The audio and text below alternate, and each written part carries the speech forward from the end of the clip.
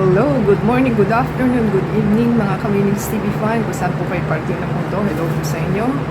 Sana po nasa mabuti silang kalagayan at tayo po relax for today at tayo po may share sa inyo.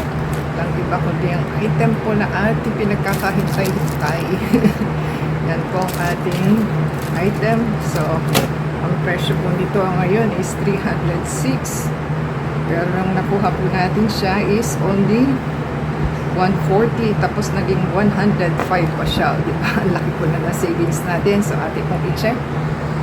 So yan po ang ating item at ating pong i-sanitize dahil iniwan na lang ng ating delivery guy. Hindi na po kumakatok pag paid up na kasi paid na po ito. So ito po yung napag-iwanan ng panahon kasi matagal na po ito. So ngayon lang siya na i-deliver pero nauna na po yung naunang item, nakasabayan niya. Ating pong open para po makita natin kung tama po ba ang ating item. So ito po is wallet, so dapat po is kulay green siya. So maganda po itong wallet na ito eh. So yan, ganyan po ang kanyang itsura.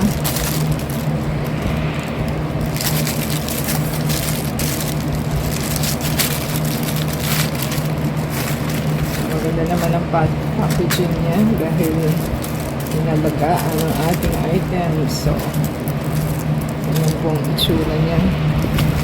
Maganda po ang pagka-green. Dark green. So, ganyan po yung kanyang black. At talagang meron pa siyang plastic. Ganyan po ang itsura. So, marami po tayong mailalagay na ID. At meron po siyang pwedeng lagyan ng bills. And po ang kanyang lalagyan ng bills. So, ito po yung ID pa rin. Ito po yung ID pa rin. So, marami siya kaya pinagustuhan natin. So, meron siyang side pocket. Ganun din po dito sa kabila. Meron din siyang bills. Ayan. At ito po ang kanyang coins. Ayan. Ayan po yung ating magandang item. So, happy po tayo sa ating item. At meron siyang name, Karken. Ayan po ang kanyang brand. So, at meron kayong clear ID. So, marami pong mapaglalagyan. Oh, diba? Pinagustuhan natin ang ating item dahil meron po dito anti-mold sticker daw po ito para hindi siya mag-mold.